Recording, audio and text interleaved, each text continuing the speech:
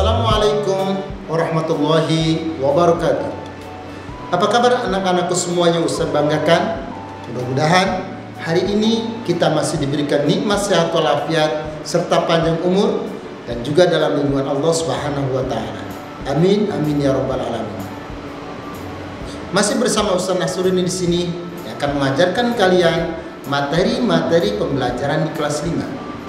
Pada kesempatan kali ini kita akan membahas materi tentang perbandingan bilangan cacah.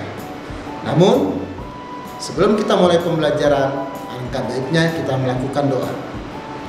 Doa dengan membaca basmalah dimulai. Bismillahirrahmanirrahim. Terima kasih. Anak-anakku sekalian yang Ustaz banggakan, kita akan bahas kali ini materi pembelajaran kita adalah tentang perbandingan bilangan cacah.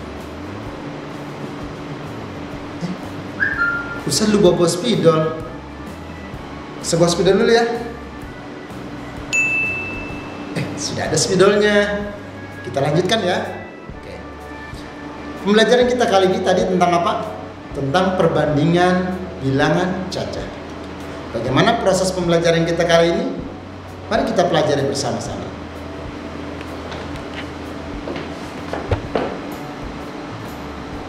Materi perbandingan kita kali ini adalah sama dengan pembagian. Artinya ada pembilang dan ada penyebut. Ustaz contohkan misalnya kali ini Ustaz akan buat dua buah gambar yang berbeda.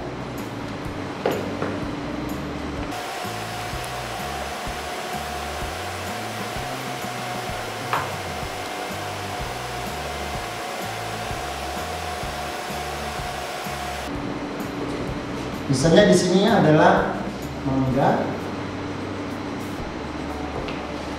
di sini apel.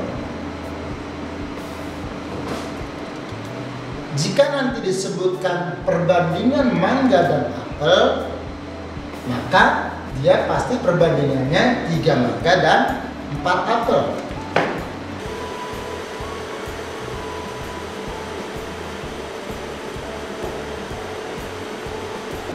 Perbandingannya 3 dan 4. Artinya 3 dibagi 4 atau 3 banding 4. Jadi kalau dalam perbandingan maka dibacanya 3 banding 4. Namun kalau misalnya perbandingannya kita rubah,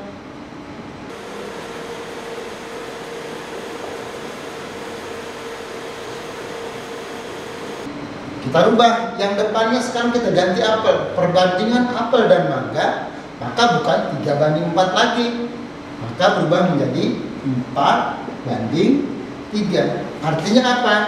Jika disebutkan yang di awal, maka dia akan ditulis perbandingannya di awal juga. Jika dia disebutkan di akhir sebagai pembanding, maka dia adalah dituliskan di akhir juga perbandingannya. Sampai di sini untuk perbandingan sudah paham? Baik, sekarang bagaimana perbandingan bilangan cacah jika dalam bentuk soal cerita ataupun dalam kehidupan sehari-hari? Maka kita akan buat menjadi 3 jenis.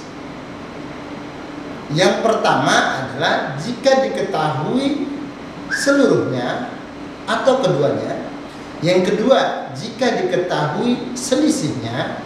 Dan yang ketiga, jika diketahui salah satunya. Bagaimana proses pembelajarannya? Kita akan pelajari bersama-sama.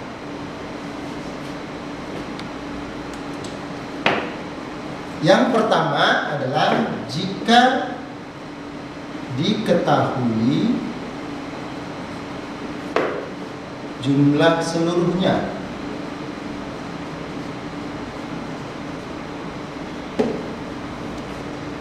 Jika diketahui jumlah seluruhnya, maka kita harus tentukan penyebutnya dari mana?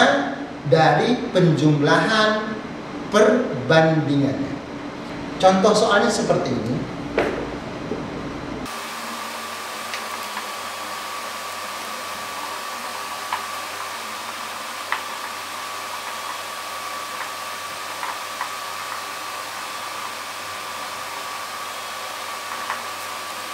Contoh soalnya seperti ini.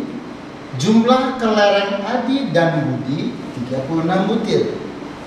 Perbandingan kelereng Adi dan Budi 5:7. Artinya 5:7 itu 5 untuk Adi perbandingannya dan 7 untuk Budi. Pertanyaannya di sini, berapakah jumlah kelereng Adi? Sementara jumlah kelereng Adi dan Budi itu 36 butir dan perbandingan kelereng Adi dan Budi 5:7. Bagaimana cara mengerjakannya? Yang pertama adalah kita harus tentukan penyebutnya. Dari mana penyebutnya kita tentukan? Jika diketahui jumlah seluruhnya, maka penyebutnya adalah jumlah perbandingan. Apa? Jumlah perbandingan.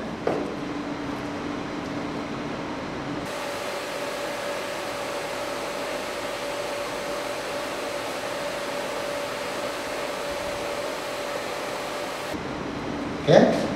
Ternyata jumlah perbandingannya adalah 5 ditambah 7 sama dengan 12. Maka 12 ini adalah sebagai penyebut. Sekarang yang ditanyakan adalah kelereng Adi. Adi itu perbandingannya berapa? Adi perbandingannya adalah 5. Karena yang ditanya Adi, maka perbandingan Adi sama dengan perbandingan Adi adalah 5. Penyebutnya berapa? Penyebutnya tadi sudah ditentukan 12 dari jumlah perbandingan. 5/12 dikali berapa jumlah kelereng seluruhnya? 36 butir. Sekarang ada yang bisa kita lakukan dengan cara mencoret. Ini dianggap 36/1.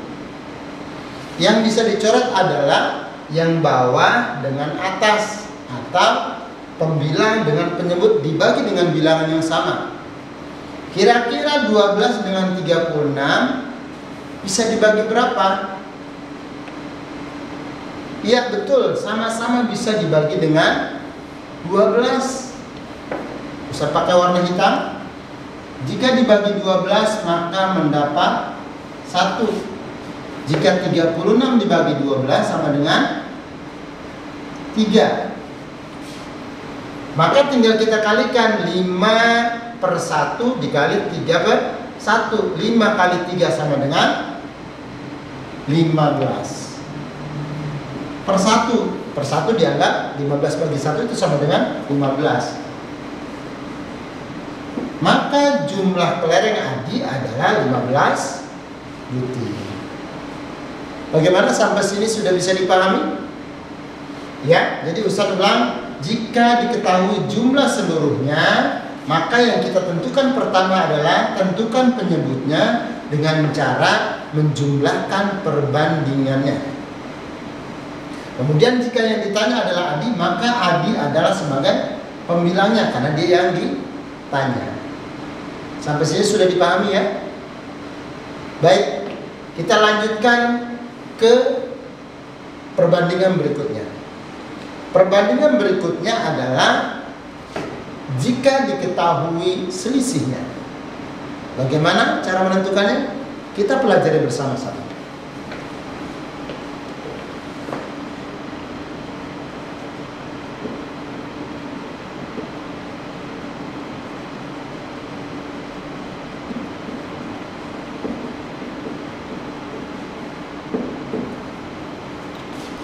Jika diketahui selisihnya, maka nanti kita akan tentukan penyebutnya. Bagaimana caranya? Yaitu dengan berapa selisih perbandingan. Apa itu selisih perbandingan? Kita harus mengurangi bilangan yang besar dengan yang kecil. Ustaz akan contohkan dalam sebuah soal sebagai berikut.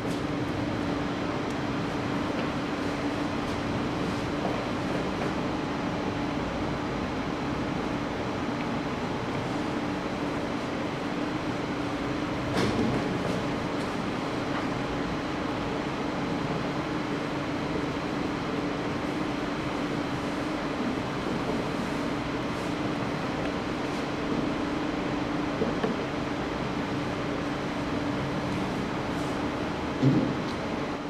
Sekarang Ustaz punya soal seperti ini.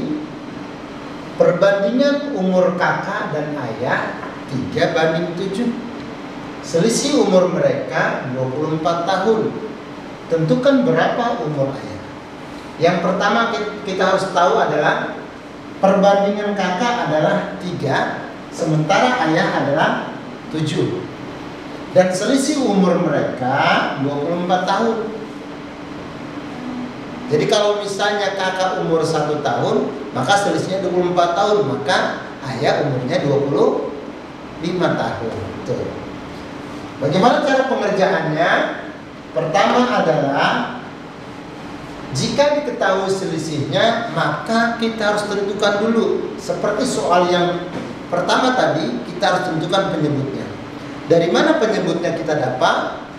Yaitu dengan cara menentukan selisih perbandingan. Pertama kita tulis berapa penyebutnya. Penyebutnya kita dapat dari selisih perbandingan. Berapa selisih perbandingannya? Selisih itu adalah pengurangan bilangan yang lebih besar dengan bilangan yang lebih kecil.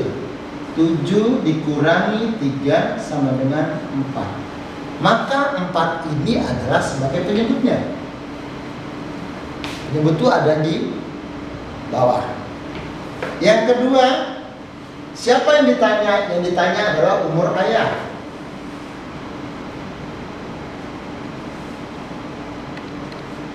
Yang pertama, jika ditanya umur ayah, maka kita harus tahu dulu berapa perbandingannya. Perbandingan umur ayah adalah 7. Maka umur ayah adalah 7/4 penyebutnya dikalikan berapa selisih umurnya? 24 tahun. Jadi umur ayah bisa kita tentukan dengan cara 7 dibagi 4 dikali 24 tahun. Bagaimana proses pengerjaannya? Maka untuk menyederhanakan pecahannya, ini kita bisa tulis per 1. 24 dan 4 maka harus dibagi dengan bilangan yang sama. 4 bisa dibagi 4 sama dengan 1. 24 dibagi 4 sama dengan 6. Sampai sini sudah bisa dipahami? Baik. Jika sudah kita tentukan 7/1 dikali 6/1, artinya 7 tinggal dikalikan 6. Berapa 7 dikali 6? Betul, 42 tahun. Maka umur ayah adalah 42 tahun. Sampai di sini sudah bisa dipahami? Bagaimana jika pertanyaannya berapa umur kakak? Boleh kita tentukan di sini umur kakak.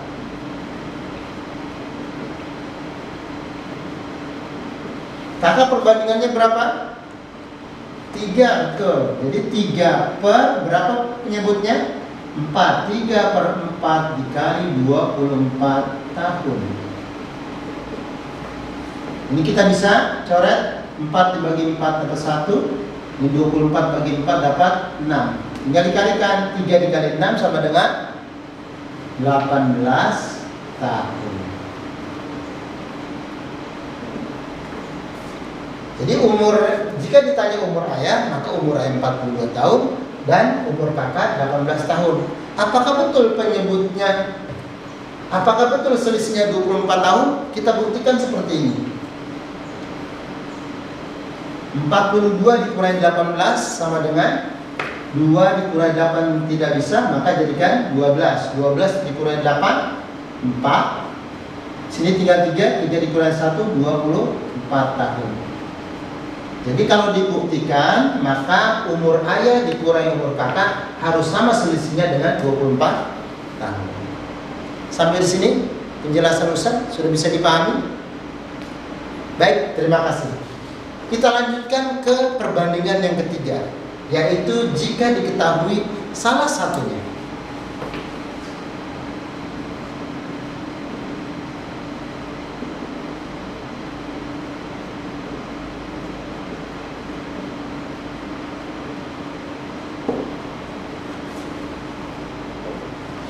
Jika diketahui salah satunya, maka nanti penyebutnya adalah perbandingan salah satu itu. Jika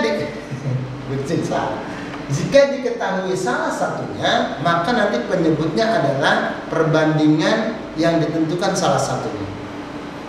Kita tulis dalam sebuah soal atau dalam kehidupan sehari-hari seperti ini.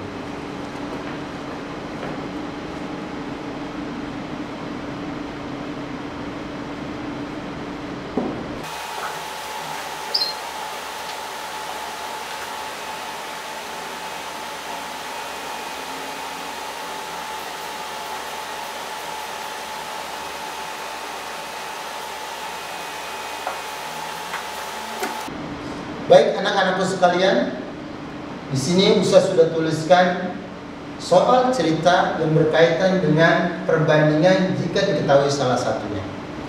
Contoh misalnya di sini, perbandingan umur ibu dan ayah 3:4. Artinya ibu perbandingannya 3, ayah perbandingannya 4. Jika umur ibu 36 tahun, tentukan berapa tahun umur ayah. Bisa dipahami soalnya? Baik, sekarang kita tentukan. Yang pertama kita tentukan apa?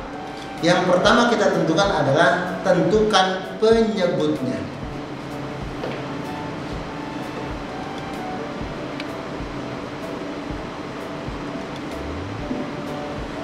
Baik, jika diketahui salah satunya, maka penyebutnya adalah perbandingan salah satu yang diketahui. Yang diketahui umur ibu. Umur ibu perbandingannya berapa? Perbandingan adalah 4. Berarti ini perbandingan umur ibu sama dengan 3. Artinya 3 kita jadikan penyebut karena diketahui adalah umur ibu, maka yang kita tulis penyebutnya adalah perbandingan ibu. Yang kedua, yang ditanya adalah berapa umur ayah. Berapa umur ayah? Perbandingannya umur ayah berapa? Betul, 4. Maka di sini umur ayah adalah perbandingannya 4 per berapa penyebutnya? 3 dikali berapa tahun umur ibu? 36 tahun. Maka kita bisa coret dengan pembagi yang sama. 3 bisa dibagi 3 sama dengan 1. 36 dibagi 3 sama dengan 12. Sekarang kita bisa tentukan berapa umur ayah. 4 dikali 12. Berapa 4 dikali 12? Ada yang tahu? Ya, betul. 4 dikali 12 sama dengan 48 tahun. Jadi umur ibu 36 tahun dan umur ayah 48 tahun. Sampai di sini penjelasan Ustaz, apakah sudah bisa dipahami anak-anakku semua? Anak-anakku yang Ustaz banggakan, demikianlah pembelajaran kita pada kesempatan kali ini. Mudah-mudahan apa yang sudah Ustaz sampaikan dapat kalian serap dan dapat kalian pahami dengan sebaik mungkin. Terima kasih atas segala perhatiannya sudah belajar bersama Ustaz, dan mohon maaf jika ada kekurangan dari Ustaz. Sampai jumpa pada pertemuan berikutnya dengan materi yang berbeda. Dari Ustaz cukup sekian. Wassalamualaikum warahmatullahi wabarakatuh.